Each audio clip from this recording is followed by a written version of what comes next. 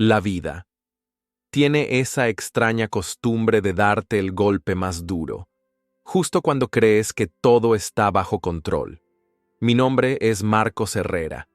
Tengo 38 años y soy gerente regional en una importante empresa de telecomunicaciones, un puesto por el que trabajé durante años, con jornadas interminables, viajes y sacrificando momentos personales, todo por asegurarle a mi familia una vida cómoda. Mi esposa, Laura, fue testigo de todo ese esfuerzo. Ella era mi compañera de vida, o eso creía yo. Llevábamos 12 años de matrimonio, y aunque como en todas las relaciones, tuvimos altibajos, siempre pensé que nuestra base era sólida, o al menos suficiente para confiar el uno en el otro. Pero aquel jueves por la mañana, todo cambió. Estaba en mi oficina, en medio de una reunión por videollamada con directivos de otras regiones, cuando mi asistente entró sin tocar, con una expresión que no supe descifrar. «Señor Herrera», dijo, apenas conteniendo la respiración. «Un abogado está aquí. Pregunta por usted. Dice que es urgente». Por un segundo, pensé que era algún tema legal de la empresa. Un cliente insatisfecho, alguna demanda laboral. Pero cuando salí de la sala, lo vi. Allí estaba, un hombre de traje oscuro, maletín de cuero, expresión fría, y en su mano, un sobre. «¿Marcos Herrera?», preguntó sin mirarme a los ojos. Asentí. «Soy el licenciado Gustavo Rivas, representante legal de su esposa, Laura Méndez». Mi estómago se encogió. «¿De qué se trata?», logré preguntar, mientras ya notaba que algunos compañeros, desde sus escritorios, observaban la escena con discreta curiosidad. El abogado, sin más, me extendió el sobre. «Documentación de carácter personal. Le sugiero que la lea con calma». No hubo más palabras. No esperó mi respuesta. Se dio media vuelta y salió del edificio, como si aquello fuera una rutina más en su día. Me quedé allí, con el sobre en la mano, el corazón latiendo a mil y una sensación de que mi mundo estaba a punto de derrumbarse. Volví a mi oficina, cerré la puerta, corrí las cortinas, abrí el sobre con manos temblorosas, y ahí estaban, los papeles del divorcio, con mi nombre y el de Laura en la primera página. Sentí como si me hubieran vaciado un balde de agua fría. ¿Cómo era posible? La noche anterior, ella y yo habíamos cenado juntos, hablamos de las vacaciones, incluso hicimos planes para el fin de semana, y ahora, esto. Me quedé unos minutos, en silencio, mirando las hojas, tratando de entender, pero lo que más me hirió fue notar que la fecha de emisión de los documentos era de hacía más de 2 semanas. Ella ya tenía todo preparado desde antes, mientras yo seguía creyendo en nosotros. Tomé aire, me levanté y decidí hacer algo que nunca imaginé. Abrí el cajón de mi escritorio y saqué otro sobre. Uno que había guardado por precaución, porque semanas atrás algunas cosas ya no me cuadraban. Mensajes extraños en su celular, salidas sin explicación, gastos fuera de lo común y, sobre todo, un instinto que me decía que algo no estaba bien. Dentro de mi sobre había copias de estados de cuenta, capturas de pantalla y un informe que yo mismo había pedido a un investigador privado, porque Laura llevaba meses viéndose a escondidas con alguien, y ese alguien no era otro que un colega mío de la misma empresa. Pero eso era solo la punta del iceberg. Con el corazón ardiendo, marqué el número del abogado, el que figuraba en los documentos. Respondió al tercer tono. «Licenciado Rivas», dije, intentando mantener la compostura. Me gustaría agendar una reunión cuanto antes. Su tono fue el mismo de antes, frío, distante. Por supuesto. ¿Mañana a primera hora le parece bien?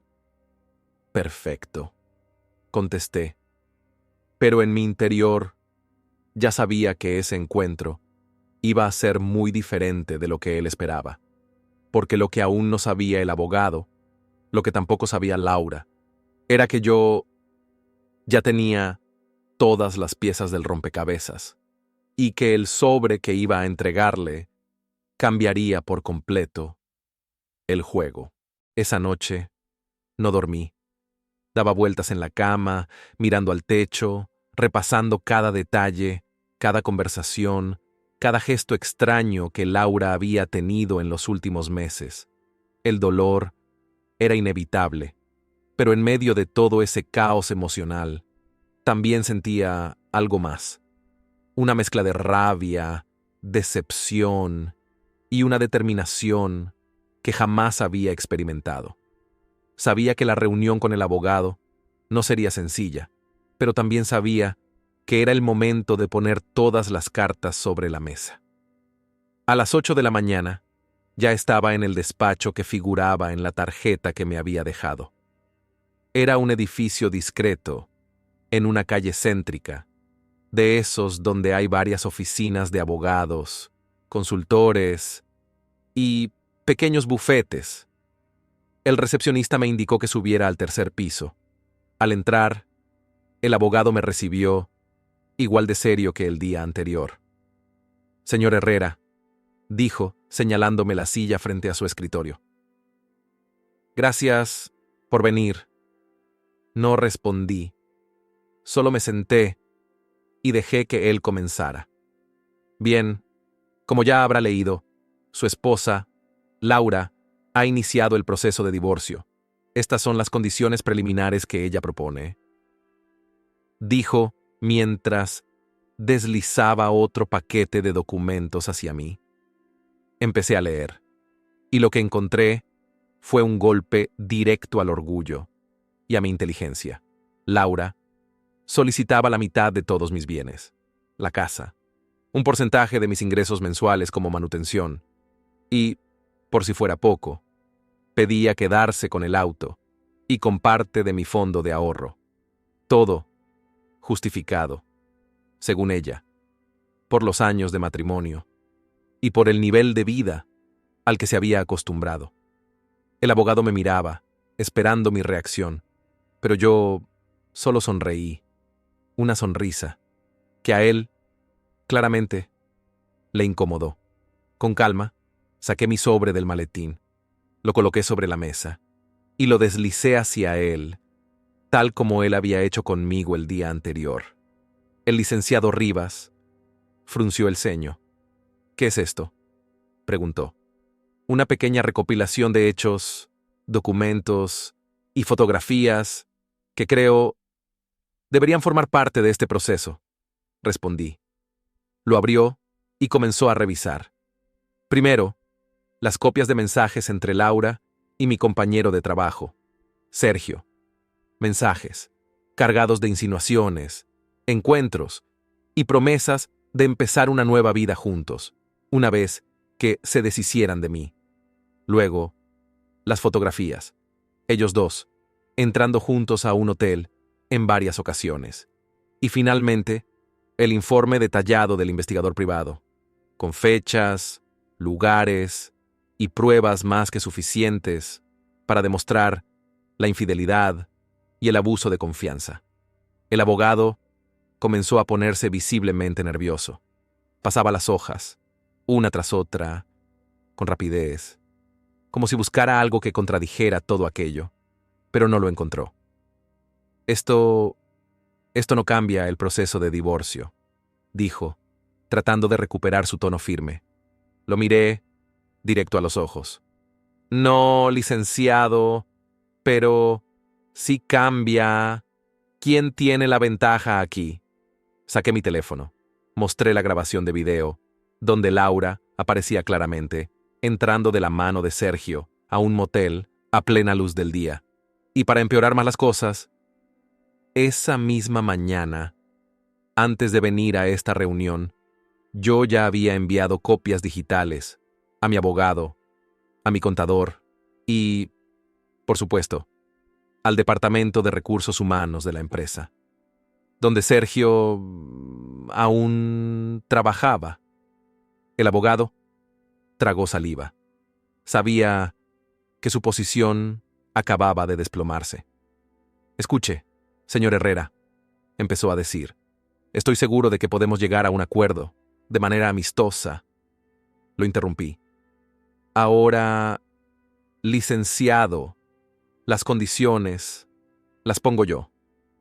Saqué una hoja que ya había preparado la noche anterior. La deslicé por la mesa.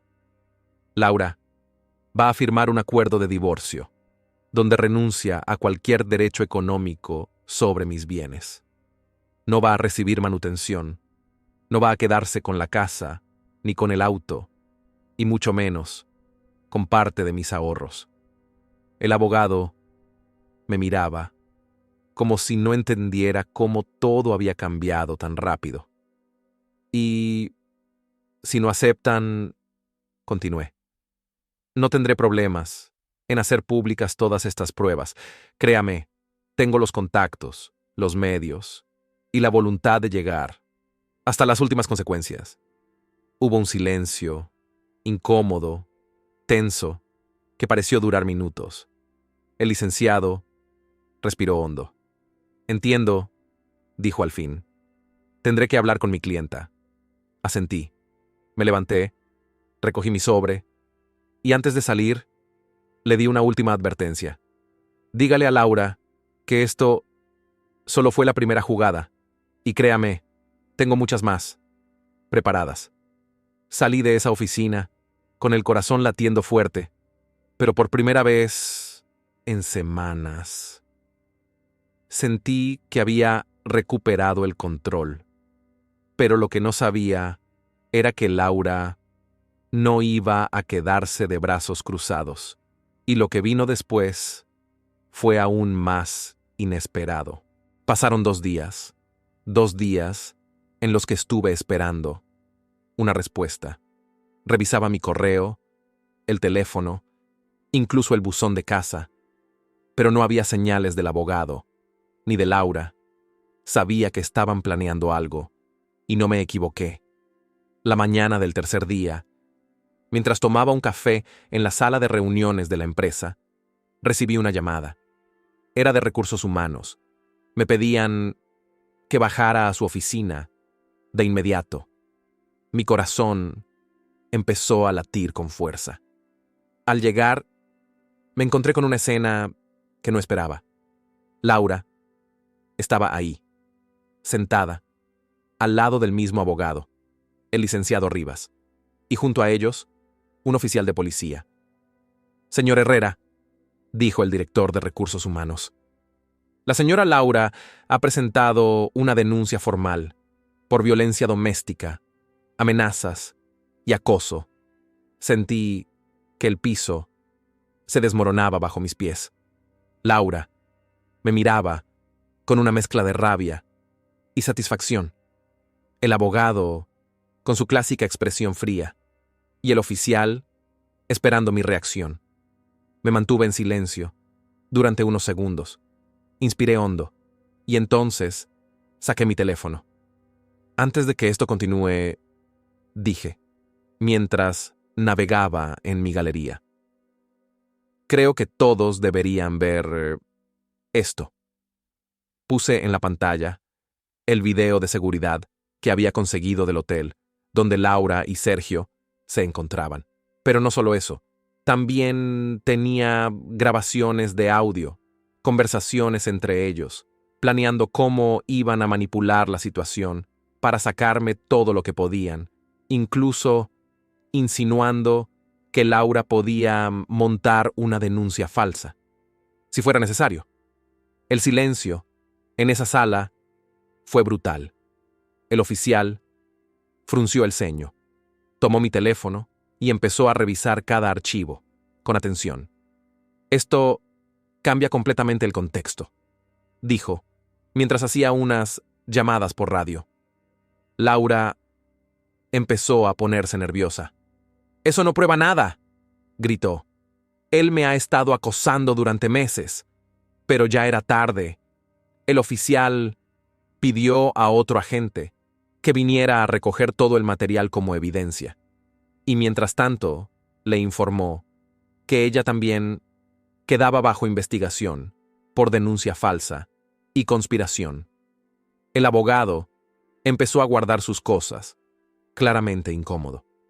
Esto se nos está yendo de las manos», murmuró. Y yo solo observaba, sin decir nada más.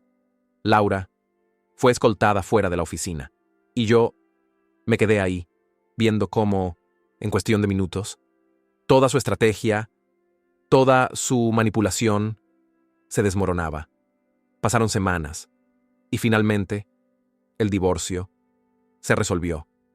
Laura no solo renunció a todos los bienes, sino que, por orden judicial, tuvo que compensarme económicamente por daños morales y por los gastos legales que me había ocasionado.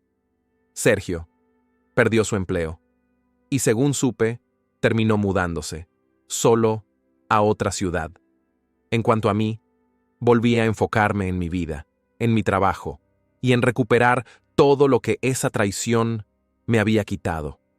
Hoy, cada vez que paso por aquel edificio donde el abogado tiene su oficina, solo sonrío, porque sé que esa fue la batalla que me enseñó a nunca subestimar a nadie, ni siquiera a mí mismo.